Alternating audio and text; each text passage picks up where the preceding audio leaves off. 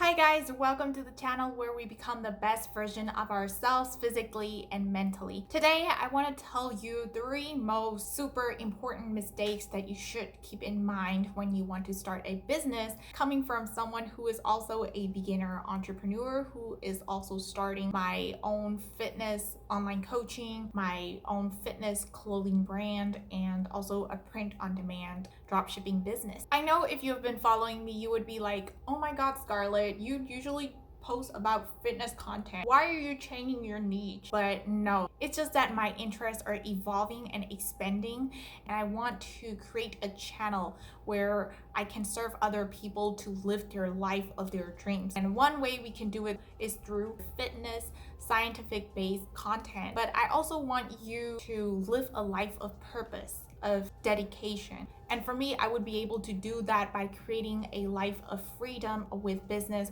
while I also create something big and serve other people. And hopefully this channel inspires you to create that life in an all-rounded way. So now, without wasting any more time, let's dive right into the video. So the first thing that you should keep in mind before starting a business is have a solid why, the big reason why you're doing it. It's fine if your reason is just to make $1 million, just get some money. But if you really want to go through the tough times, there has to be something bigger than just the money. Maybe the money would create the life of freedom for you so that you can do what you love. That could be a reason. Or it could be something like directly help so many people solve their problems. Yeah, ask the question of what problem you are going to solve. And as for me, as for my fitness clothing brand, I know there are a million of other fitness clothing brands out there, but I just wanted to create something that will embody the spirit of being unique, because I want to inspire other people that it's fine to be your own, to be unique, and to stand out, not fit into the society, because I can relate to it, and I know so many young girls can relate to it as well. We always feel the need to fit in to our surroundings, and sometimes that could stop us from achieving what we actually want in life. As for me, when I was growing up, I always felt like I had to fit into my friends. They were all rich and they were all buying lots of stuff, and I felt like I had to spend my money too. So I kind of fit into that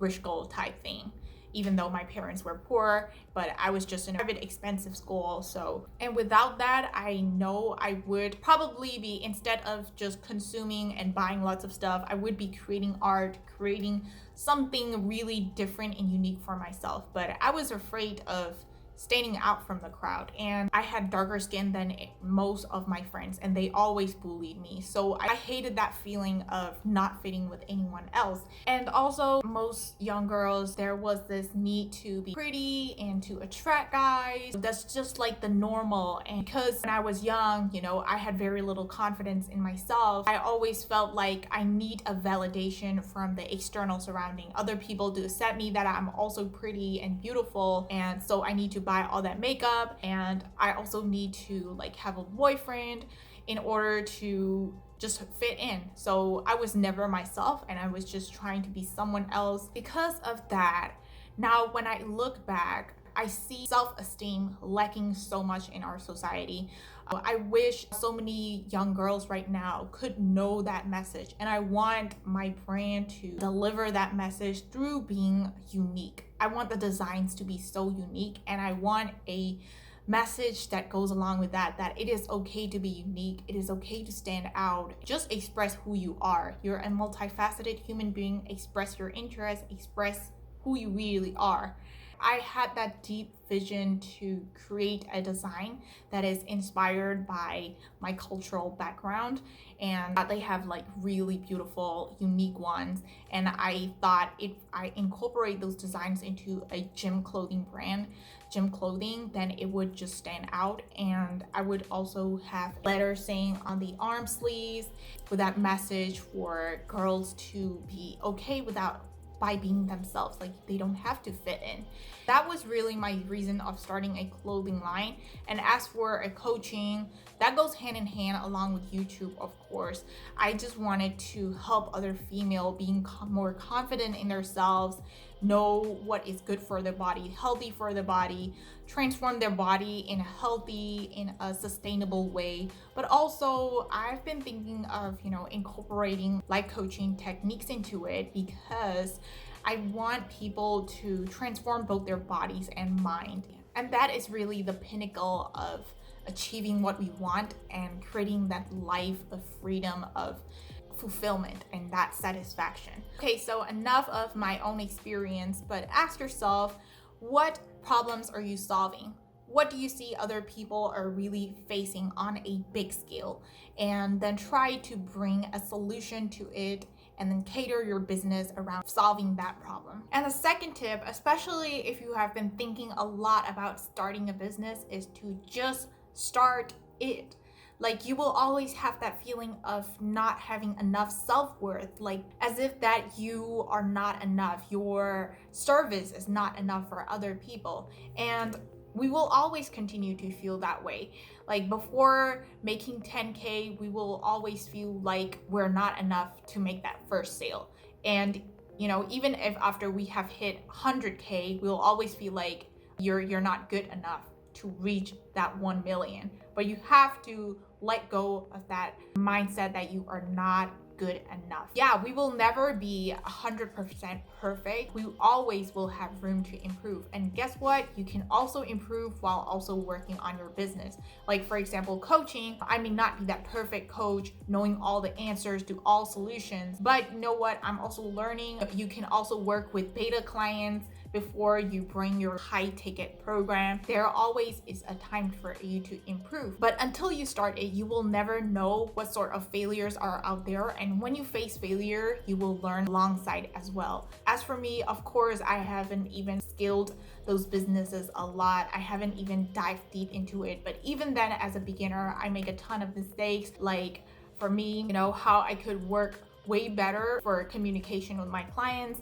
And for example, as for my clothing, I probably should have researched more before ordering my first prototype and such. Like, you will always have mistakes, but you won't learn what they are until you really start doing it. And another thing connected to it is that people think we don't have enough education enough to start a business, but really, like, all that information is a lot in Google, and most of them are in free. We always feel like we need to have the coach in order to guide us. We need to buy that program on to become an Amazon FBA seller, for example.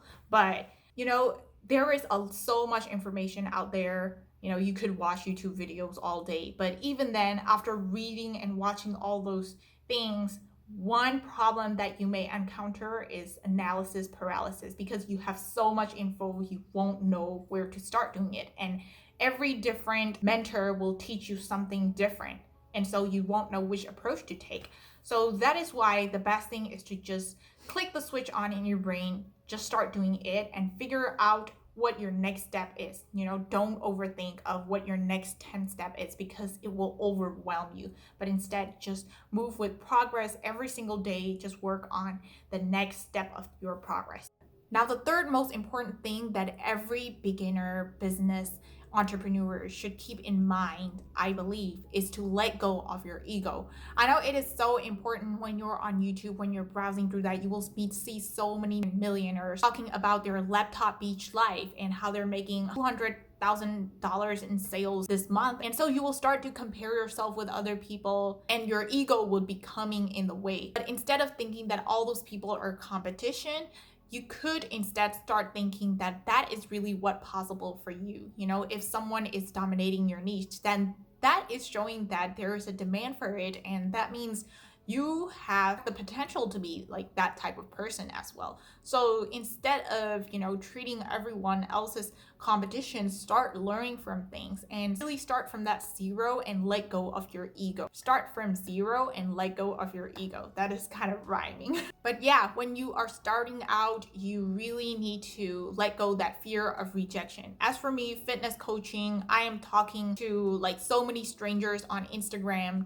sending them a voice message DMs and pitching them about my beta fitness coaching program. And when I do that, I see a lot of no answers to it. Some people read it on seen, read it on read, and never replied. Like, I have to let go of that fear of being judged by other people. But because you let go of that fear of being rejected, you're able to try more things without attachment. As for my YouTube, I really have kind of let go of the numbers, the metrics, the vanity metrics. And instead, I have kind of decided this morning that I will be making like a video a day on YouTube, or at least 5 videos a day. And some may get like 10 views, but that's fine. You have to let go of that ego tied with those numbers. And the reason you have to just come up with so many content, and be able to try and test it out with new things is because you need that more exposure. You will never know what works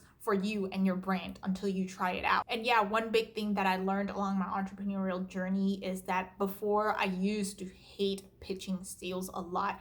I just think that, they're really salesy, like you're trying to gain something from other people. But instead, I totally switched my mindset around it. It's not that you are trying to get something out of it. Actually, you are giving someone value. If what you're selling is even worth more than what the price is, then you'll be so confident in being able to sell more. And so you just have to believe in your product a lot.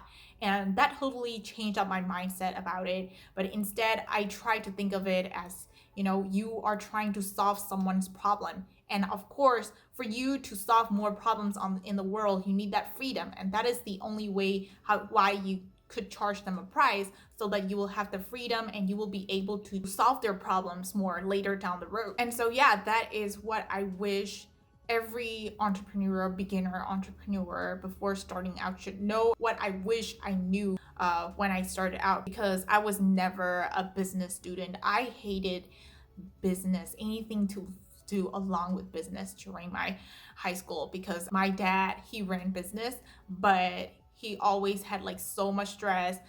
So I associated the stress with the source of, owning a business is a source of stress. Yeah, but every job can has a stress. It's just a matter of if you are doing the right strategies or not, and if you really have a strong mission, a strong faith in it.